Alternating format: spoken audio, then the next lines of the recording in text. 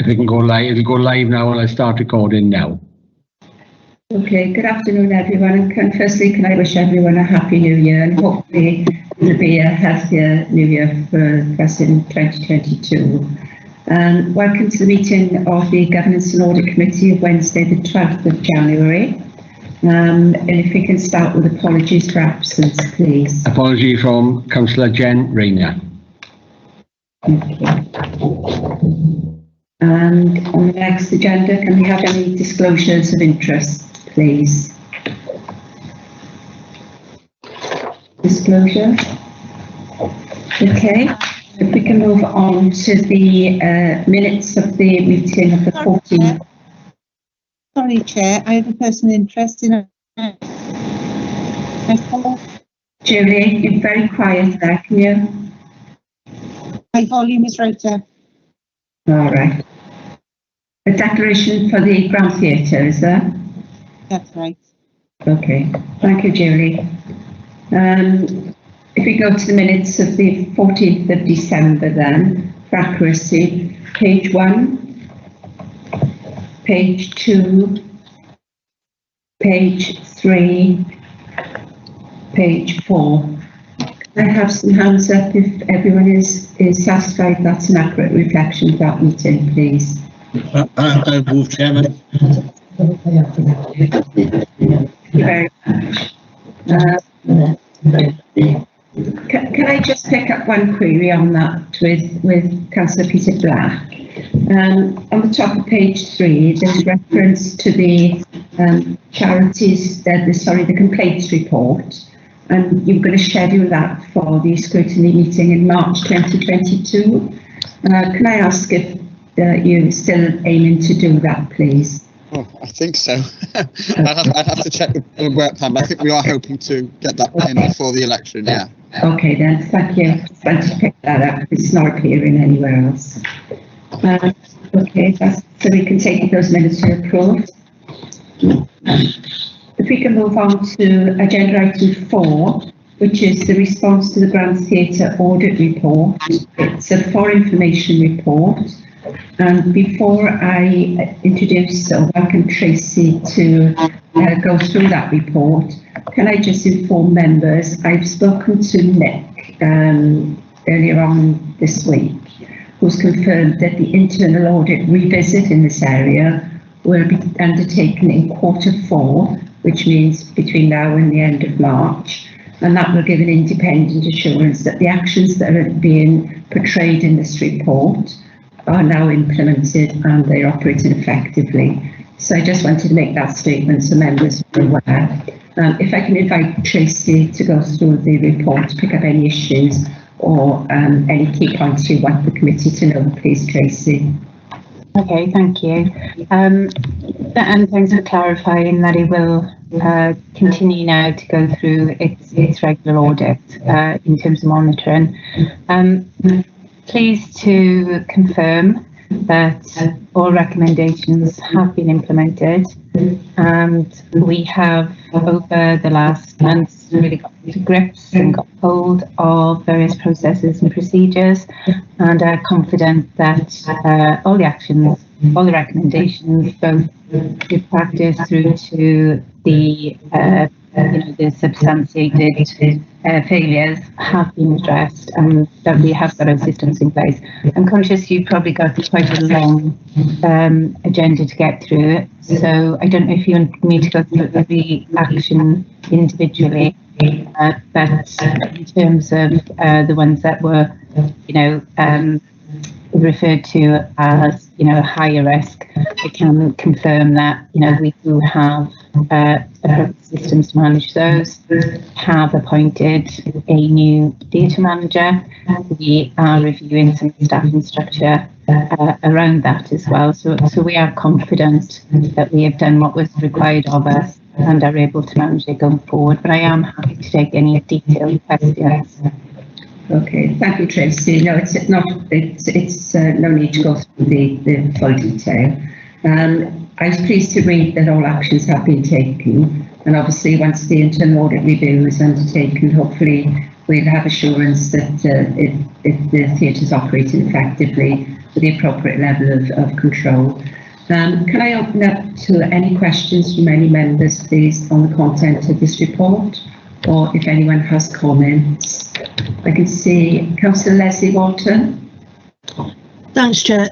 Just a comment to say, very pleased that the report has basically sorted out all the issues. So thank you for feeding that back to us. Thank you. Are there any other questions? I'm not seeing any more hands up. No? Okay, then that's a short visit, Tracy, for you. But it's positive, and I do thank you, and I'm particularly grateful to the effort that you've made through difficult times. I know you've had the pantomime running, and there's been a lot of pressure in the reopening of the theatre. So it's a good achievement, a good outcome, and I'm hopeful that internal audit will be able to confirm it's effective in all shapes and forms. Julie, did you have one comment? Yes, I did. I wanted to ask Tracy, hopefully you can hear me. Last time you visited the audit room, Tracy, you said that the theatre was going to become more of a community theatre. I was wondering if you had documented your objectives and when these are being fed into the performance management of the new manager and his the supporting management structure. I think I've got the gist of the question. If I read it back, because there's something going on with the audio here, there. I think, Julie, you were asking about where we were getting to in terms of a new business strategy, new business planning with more community use and more development work around the venue. Yeah. Okay. Yes, we have made good progress with that. We are going back to Cabinet shortly with some updates on our agreement with Race Cymru as a resident representation organisation in terms of diverse communities and opportunities to support that programming alongside a company in residence to develop some new theatre programming, and we have that for at least the next year. So we are progressing that, subject to any further restrictions and COVID guidelines. We would like to see the theatre up and running as soon as possible. At the moment, it's not viable to be running as a theatre with social distancing in the auditorium. Thank you.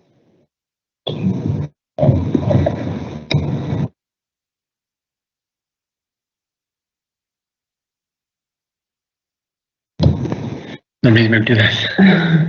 Can someone, can people ensure that your microphones are turned off if you're not speaking, because someone's picked up an echo. Okay, Nick, I've got your hand up. Do you want to speak? Yes, thanks, Chair. Yeah, just to reiterate really that we will be going back out to the Grand in February to do our follow-up, you know, to verify what's been listed in the update, in the actions update, and our findings then will be reported in our Q4 monitoring report for committee. So committee members will see an update of our findings, you know, when we present our Q4 monitoring report. Okay, thank you very much, Nick. Well, our microphone this end keeps becoming muted for some reason, so bear with us. Okay. Yeah, Chair, can I intervene? I apologise. I muted you because it seems when I mute you, the echoes stop. Yeah, it's something to do with the acoustics in the room, I understand. Yeah. And we've turned the sound down. Perhaps we can turn it down a bit more. I'll try to. Can you still hear me? I can hear you, but when Tracy McNulty was online, it was a lot of echoing. But as soon as I muted you, I could hear it clearly, mate. You know. Perhaps we can get the IT team to look at it. Peter, Councillor Peter. Yeah, I just want to go back to the minutes. complaints report, just for information, is going to the Service Improvement and Finance Performance Scrutiny Panel in March, not to the main Scrutiny Committee, but it is going in March. Thank you very much. Yeah. Okay, if there are no further comments on that, then thank you very much, Tracy. And if you wish to leave, you're free to do so. Okay, I will leave. Thanks and Happy New Year, everyone. Thanks. Bye-bye. If we can move on to agenda item 5, this is the report on the City and County of Swansea administered trust funds. And if I can invite Spencer Martin to go through this report, picking up the salient points and key features that you are committed to know. Hello all. This report was compiled at the request of Governance and Audit Committee. We did a review with staff from Audit over the summer of 2021 of the status of all the trust funds under the Council's administration. And this report highlights where we are with each of the individual trusts. There's some 20 in total we're in charge of which 8 are now open, compared to only 1 when I first started reviewing this. And the majority of the ones that are open are the trust funds which hold the most finance. Can you all hear me, or am I echoing? No, you're fine. Oh, great. 7 of the trusts are still dormant. I'm working through them at the pace of 2 or 3 a year, depending on how complicated they are to reopen. But the 7 trusts that are still dormant tend to be the smaller ones. And 5 of the trusts are administered by external trustees and aren't responsible by the trustees panel, which is who I serve. Of the 7 trusts that are still dormant, only one of them, the Royal Artillery Gun Trust Fund, has just moved into the dormant trust. It was administered by the Royal Artillery Association, but during the audit last summer we discovered that a vast majority of the trustees had died. So there was nobody left to form a co-ret for that particular trust, so it's moved back into the responsibility of the trustees panel.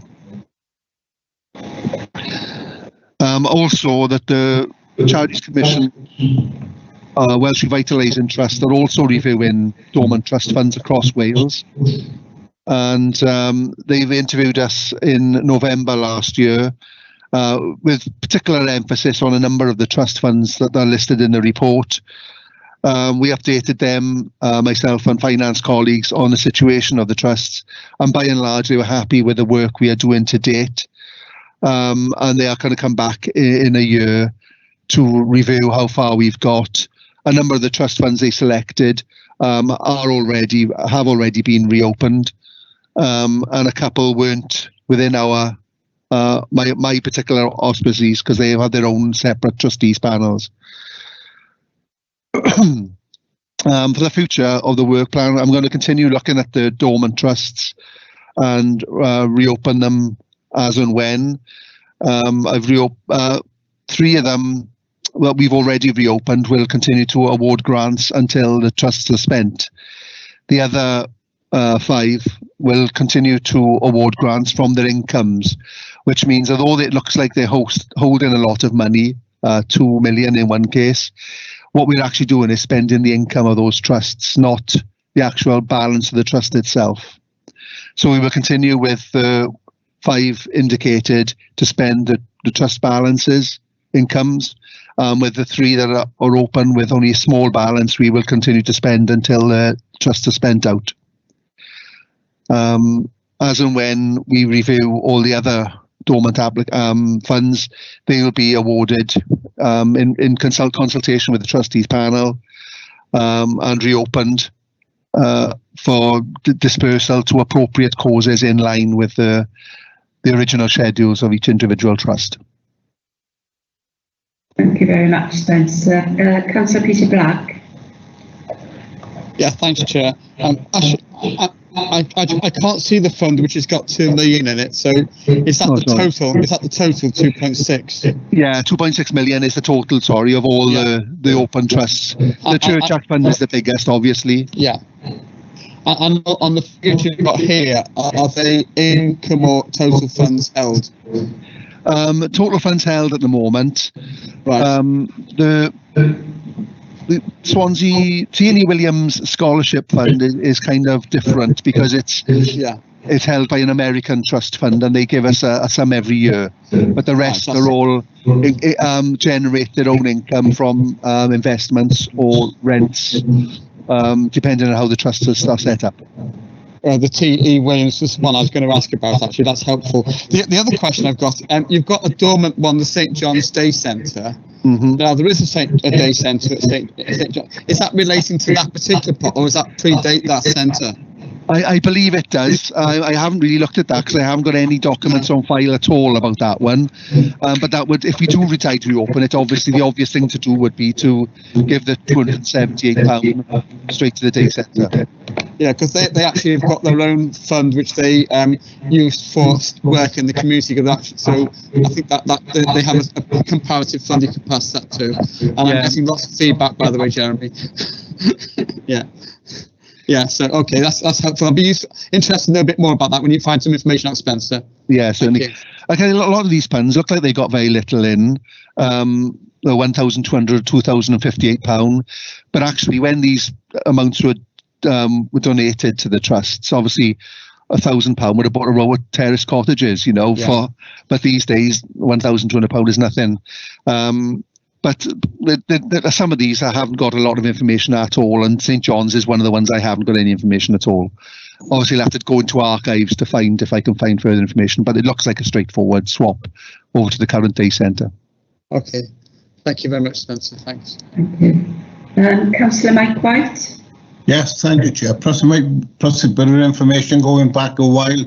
Under the old days of West Glamorgan, Spencer, lots of the homes used to have leagues of friends, used to raise funds for that, so that might well be an actual legacy from there, from plus the old days, from going back to the West Glamorgan County Council League of Friends.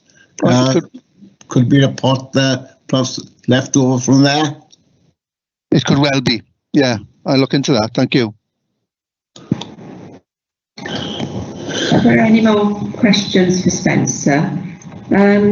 Just for members to be aware, I did ask Spencer to submit to me the terms of reference for the Charities Commission work, because I was unsure of what their remit was and what powers that we could be subjected to if they were unhappy with what they were seeing.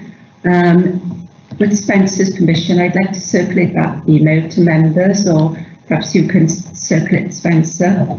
I'm happy either way. It was all the information that they gave when they asked to speak to us about these, so I'm happy to. I don't think it's under any secrecy or.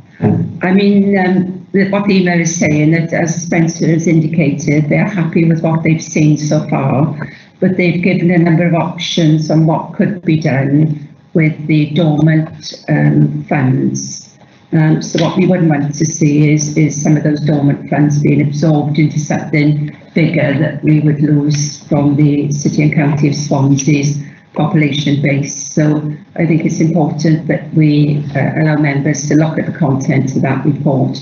I've also shown it to Nick, so that the internal audit team are aware of it. So if any future work that they intend to do, they can actually pick it up as well. So thank you for this report. I do appreciate it. I know there's, in the context of it, the money is not significant, but it's a very important aspect of what the City and County of Swansea are doing. Councillor Leslie Walter. Yeah, I'd just like to add my thanks to Spencer, because I'm aware of how much work he's been doing over the last couple of years to try and get these dormant accounts back up and running. So just thank you for doing the work you're doing, Spencer. Thank you. And that's thanks from the Audit Committee as well, Spencer. And if you can circulate that email to members, I'd be grateful for that. I will, certainly. Thank you very much. If we can move on to the next report, and that's the update report on the South West Wales Corporate Joint Committee. And if I can invite Martin Nichols to go through this report for us, please. Thank you, Chair. Good afternoon, all. Just going to give you a brief overview of the updated report. As you'll see from the documents, the report was taken to Cabinet back in the just before Christmas on the 16th of December to update Cabinet and to seek a number of decisions as to a way forward in relation to the interface with the new CJC. That report is appended to the documents that you've got. Also pleased to be able to confirm that the first formal meeting of the CJC is scheduled to take place tomorrow on the 13th of January, and then a further meeting will be taking place prior to the end of January, so that the CJC can then formally set its budget for the first year, as in for 22-23. The reports set out really the way forward in relation to standing orders, what the work programme will look like, how the governance will work, and then the interface between the CJC, governance and audit arrangements, scrutiny, and the work programme for the first year. And then that in turn, towards the end of this month, will then feed into the proposed budget that the CJC will be looking to set for the next financial year. I'm aware, Chair, I believe that since drafting this report, the bundle of papers in relation to the actual CJC meeting that's due to take place tomorrow is now in the public domain, and I believe committee members may have had access to that. So obviously there's a lot more information now available than was available in the public domain when this report was drafted. But I'm sure a combination between myself and Tracy Meredith, the monitoring officer, we'd be happy to pick up any questions that you may have in relation to either the report that's in front of you, or hopefully if you have seen the wider papers that have been issued, we'll do our best to answer any questions that you may have in relation to that aspect as well. Thank you, Chair.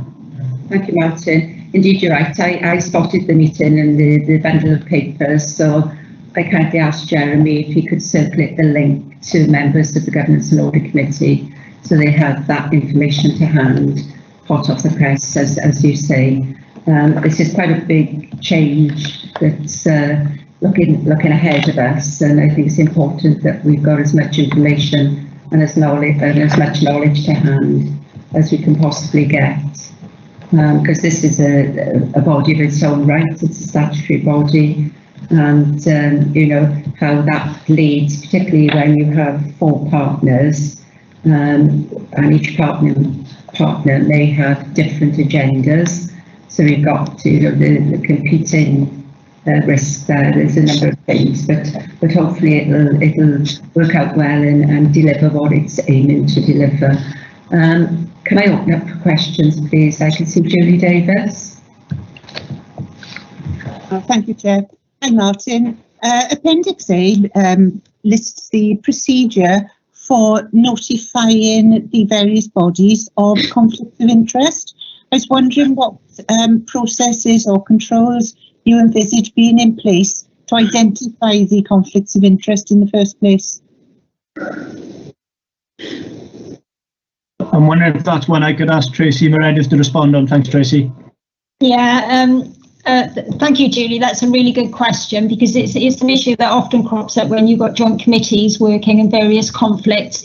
But it will be the same rules applying to the CJC as applied to local government, and that's why Welsh Government keeps on about how they see the CJC being a part of the local government, wider local government family.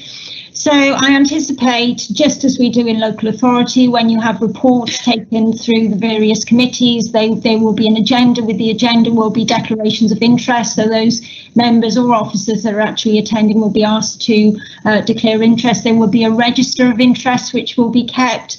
And it probably hasn't escaped you that all those members that are members of the CJC will also be subject to the code of conduct that local authority members are also subject to. So that in itself talks about declarations of interest, etc., and being in breach of the code of conduct. And the code of conduct that's being adopted is the same one that is adopted by the local authorities.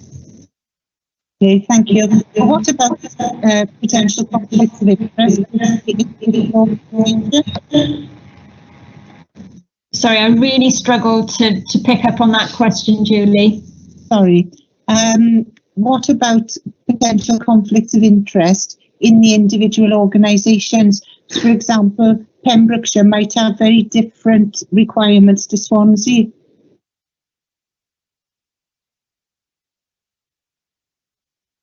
I think in terms of, obviously the CJC, all parties will need to work together, but there will or may be differences in opinion, and there may be conflicts that arise. The conflicts will either be dealt with via the CJC governance procedures, or they will be dealt with internally within constituent authorities. It's a bit like the Swansea Bay City deal in many ways. There are conflicts that may arise which will be dealt with within the confines of the Joint Committee, but if there are any interests that arise within constituent authorities, they are often taken through the constituent authority route. I hope that assists. I mean, it will come out in the wash. I think there is a constitutional document. I don't know whether you've seen that attached to the papers that were circulated. There's a lot contained in that constitution. It basically replicates the constitution of the local authorities. It's very detailed. Okay, thank you. Councillor Peter Black. Yeah, I was going to say, Tracy, having read through the document, it struck me as more akin to the fire authority in terms of the way it operates, a sort of semi-independent body operating separately from the local authorities, but as a joint body, and in that sense, that the decisions it takes would be separate to the ones the local authority and not be influenced by the individual local authorities. Is that roughly how, or is it slightly different to that? Well, as the chair has just explained, the CJC is a separate body. Yeah. It's a separate entity in its own right. It can take legal action, etc. So, as is the fire authority, yes. Yeah. So to that extent, it is removed from the local authority. But as I stipulated, Welsh Government are very keen for the CJC to be seen as part of the wider local government model. So that's why a lot of the constitution actually does replicate what the local authorities do. Similar with setting up a governance and audit subcommittee, a scrutiny overview and scrutiny committee. It's also subject to the, and going back to the code of conduct, its own standards regime. So it will have a standards committee, albeit that will be MPT standards committee. Right. Okay, thanks. Councillor Paxton Hood-Williams. Thank you, Madam Chairman. I've already said, I think the establishment of CJCs will ultimately spell the end of unitary authorities as we understand them at the moment, but that's another matter, I guess. I noticed in this agenda, in the budget, that we're looking at Swansea providing 35% of that budget. I don't know, do we have any indication as of yet how that budget is likely to grow over the years? Because obviously if we're paying 35% of it from Swansea, then that could get very expensive at the end of the day. Don't know if officers have any views on this at this point in time as to where we're likely to be going with that. Is there more,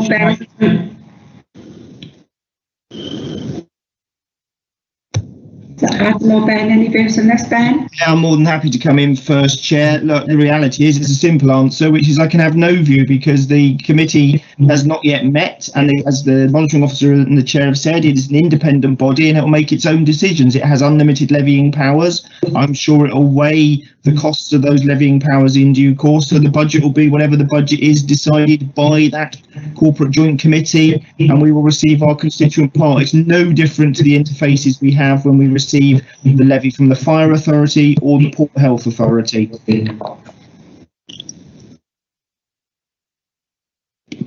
So what we're saying, Madam Chairman, as I understand at the moment, we've got no idea what this is going to be costing us as the years go by then. Well, perhaps if I could come in again, no idea is perhaps an overly strong statement. Given the relatively small number of functions proportionate to the size of the constituent unitary authorities, I think you can be assured that certainly in the short to medium term, it is relatively small in scale. It's probably likely to be bigger than the Port Health Authority, but materially smaller than the Fire Authority, certainly in the medium term. How and what it decides to grow into over time is a matter for the joint committee, but I think no idea is perhaps an overly strong statement, but yes, it's for the committee to decide itself what it chooses to do and how it chooses to do its business. But I think it gives you a bit of a better flavour than me saying that there's no idea as to cost, Councillor. Okay, it's going to be very interesting to watch what happens with this over the next couple of years, I think. There we go. Yeah. Martin, did you want to add anything there? Because your hand is still. Yeah, thanks, Chair, if I can. Yeah, just to add that, you know, as Mr. Smith has said, there's work to do, first of all, to approve the budget for this year, and then subsequent years clearly will be for the CJC to determine. What I would say, though, is some of the functions that are being undertaken by the CJC, the mandated functions around economic well-being, the strategic development plan and the regional transport plans are things that as an authority or as a region we would have to be doing anyway. The fact that they're now going to be discharged through a CJC structure doesn't necessarily mean that that's work that wouldn't have been done and therefore it's an extra cost. So one of the things that will have to happen is to work through that, those numbers as each of those work streams come online, and I'm sure that will be something that will be scrutinised and reviewed not just in the coming year but in future years as well. So it will be for the CJC to determine its programme and therefore the cost of delivering that programme, but the mandated functions would have to be delivered anyway, even if we'd have not had a CJC in place. Thank you, Chair. Thank you. I've got two hands up now, so we'll take Mike White and then Jeff Jones after, please. Yes, thank you, Chair. Just a point which Martin picked up in regards on page 43, in regards to 3.2, regarding the CJC's operational, out of the 9 posts there, 5 of them are Neath Port Talbot. Don't you think that this should be properly shared equally position between the councils involved? Because it does seem that obviously Neath Port Talbot seems to have the lion's share of those positions. Just a point of observation, really. Happy to answer that, Councillor and Chair. Yeah, the reality is the allocations of, I guess, roles and responsibilities for the CJC are reflecting the existing regional arrangements that are already in place. And I think some of the other local authorities perhaps have got a greater extent of remit on existing regional arrangements. And to be fair to Neath Port Talbot, I think they felt that they needed to balance that out by taking on a number of the functions for the CJC. So, and it was by agreement amongst the chief executives and the leaders that that's how it would be proportionately shared out. So there is a logic behind it, and it is to try and ensure that there's equity across all regional working, as opposed to looking at the CJC just in isolation. Thanks, Martin. Thank you, Mike. Hands have gone down now. Any other hands? Any other questions? Jeff Jones. Sorry, I don't know why my hand all of a sudden actually went down. Yeah, I was going to bring up a similar point to Julie actually raised with regards to, agreement of the work plan really, or the workload, and, conflict of interest. And Paxton actually brought up an interesting point with regards to, shall we say, a large proportion of the budget that we're actually allocating 35%. Is there any association with regards to agreement, that we are apportioning 35%? Does that mean we weight with regards to decision making at the end of the day? I'm happy to try and answer that, Chair, and I'm sure Mr. Smith will add to it. No, the reality is the budget allocation is based on population base, which is not unusual for regional arrangements, and effectively it is that one member, one vote. It's slightly complicated by the national parks, who have voting rights in relation to the strategic development plan, and work is still ongoing in relation to how the national parks contribution to the CJC will be set.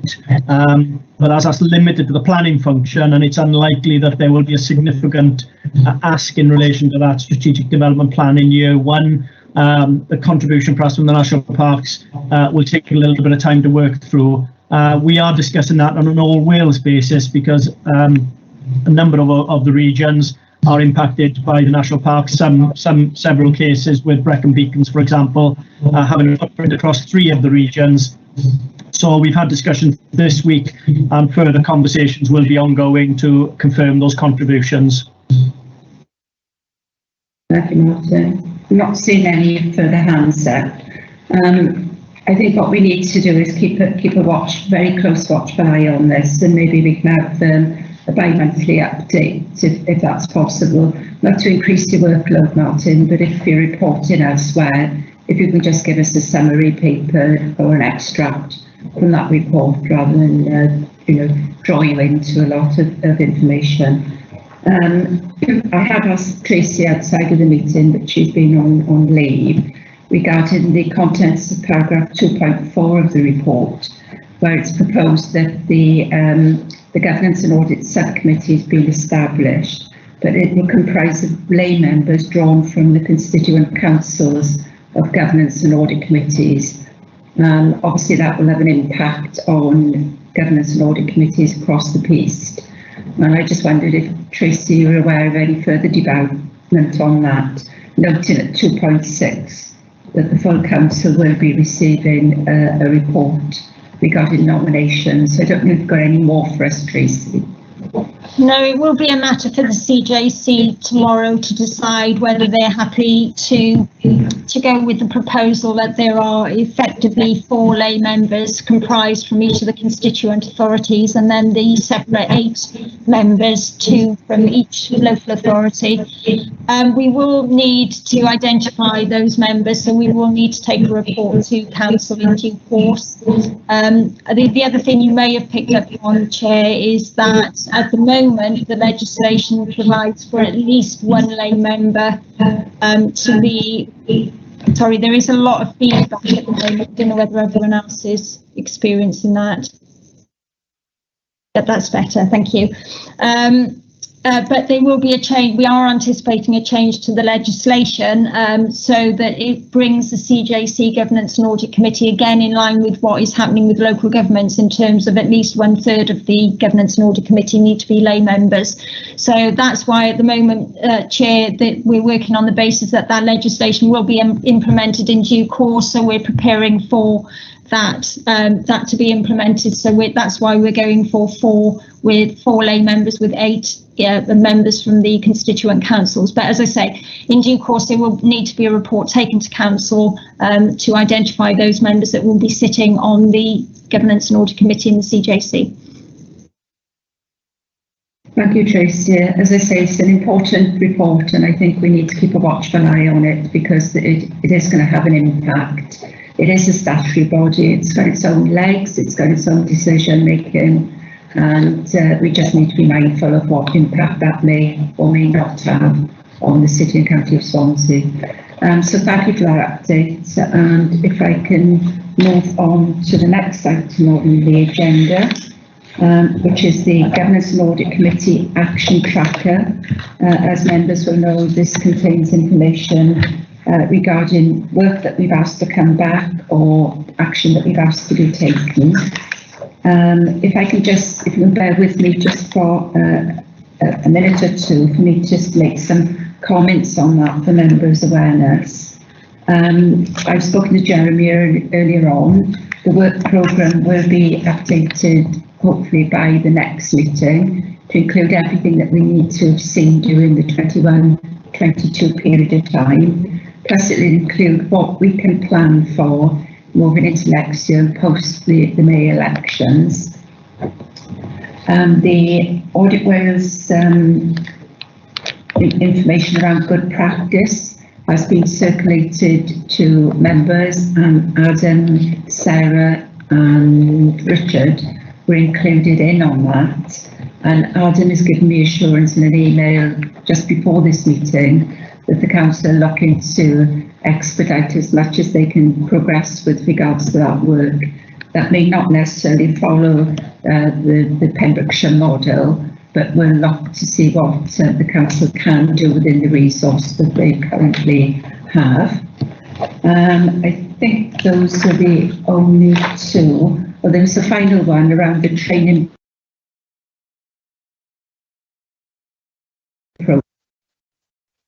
the compulsory training or mandatory training in November for the council induction and training programme. And Adam has previously assured the committee that post-May, the bespoke training for governance and audit committee members will be firmed up and we can kick off from June onwards with the training that the members will need, obviously depending what members come through from post-May elections. So unless there are any more comments on that, that was just the queries that I've raised for members' information. The final item on the agenda is the work programme. As I've mentioned, I've met with Jeremy before the meeting and he's going to try and progress and finalise that. So we've got a clear indication of what we'll be dealing with as we move forward into 2022 and beyond.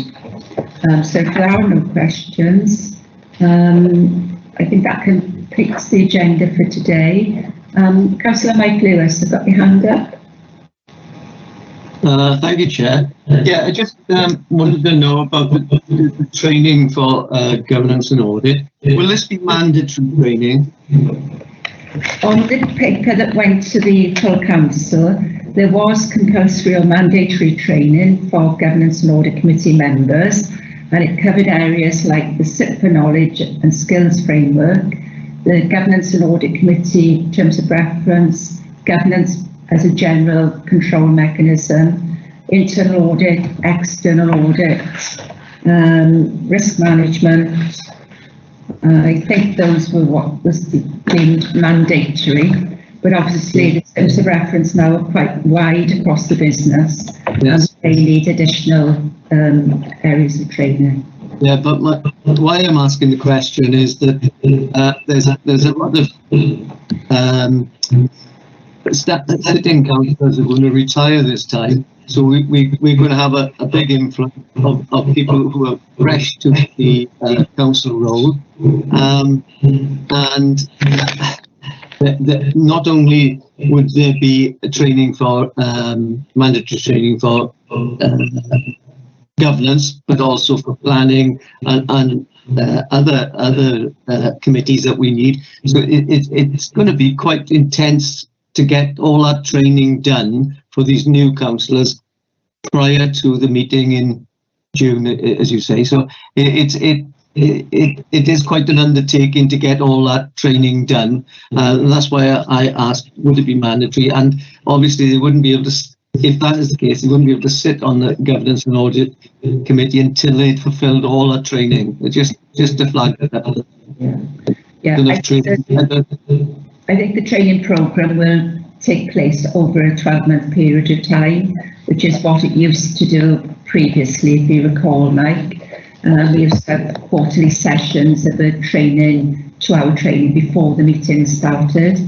But I'm pretty confident that Adam has got a plan in train of how that will be delivered. But I absolutely accept what you're saying. It's going to be a big training programme depending on the outcome of the elections. Leslie, did you want to come in because your hand is up? Yeah, I know Adam wants to come in.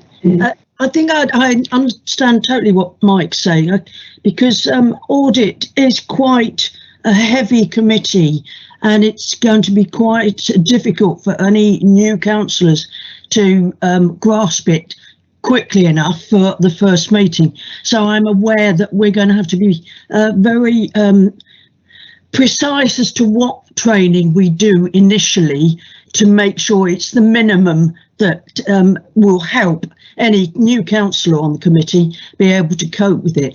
And just adding to that, I noticed there Appendix 4 talks about the additional work programme, which I assume that word additional, I don't think it doesn't make sense to me, because I'm assuming, having looked through that document, basically it is the kind of work programme that the audit committee do anyway. And I think that is a very useful document and could well be part of any induction training, because at least, I mean, it's something that I've been asking for a long time, is an idea, an overview of what we do during the year. Not in detail, but just an idea, so that you can get used to topics that come up again and again, and used to also topics that are one-offs. So I think this document is a very good one as a starting point, and I hope that can be included in the training module. Absolutely. I mean, the work programme has been something I've been passionate about having in place from the day I was appointed. So, and it does give what you just said, Leslie, so you're absolutely right. Before I ask Adam to come in, Terry, do you want to comment? Terry Hennigan? Just to say that will also cover the new lay members. The advert in South Wales Evening Post last night. We could be having some new members on this committee, and of course they will be involved with the training as well. Yeah. Yeah, absolutely right. Adam, do you want to comment? Great, thank you, Chair. Yeah, just to give a bit of reassurance, really. There is no way that during the month of May we will get whatever new members through all the training programme before June. What we are looking to do is an induction programme which will cover, and you may recall that the paper that came to Governance and Audit, I forget now, it was either July or August time, which sort of steps you through what areas are going to cover, what will need to be in the induction aspect, and then what aspects will be covered through the year. One of the things that I'm interested in, and we haven't talked about this yet, is some sort of mentoring from those that perhaps were on the committee already, that people can go to as new members, to existing members of this committee, to get advice and guidance and support as they go through. So I'd like to bring and develop some sort of member mentoring, if you like, which I think would really be helpful for those new members coming in, because I'm minded that not only may they be new to this committee, they may be completely new to the council. So there's lots of infrastructure there that will be need to be picked up. So again, through DEM services, they're looking at the training programme for new councillors anyway. So there'll be a multitude of different training schemes, all that will fit together to make sure that we're not treading on each other's toes, that, you know, it's seamless in terms of that delivery. But if members go back, I'm sure it was July, but it might have been August. If we go back to that, you'll be able to see the training programme that was identified, and it picks up the areas that members have been asking about in terms of what's the general plan for the year, what do we need to pick up, what was the core areas of knowledge that we expect members of this committee to know, and also members of the council. And you know, what we'll also remember is that we have lay members that we're also out to advert for, that will also be joining. So we have to think of that training programme for somebody that probably has no experience of local government whatsoever. So there's even a sharper learning curve if they come from a completely different sector. But probably worth revisiting that training programme if you have time, just to remind yourself of what it is that we're going to cover. Thank you, Chair. Thank you, Adam. If there are no further questions on that, then thank you all very much for your participation this afternoon. Some really good questions and discussions, and thank you to all the officers that have come in today, and also for you, Nick, for standing in for Simon. I am grateful for that. So if I can draw the meeting to a close, and the next meeting is on the 8th of February. Until then, stay safe and keep well. Bye. Thank you.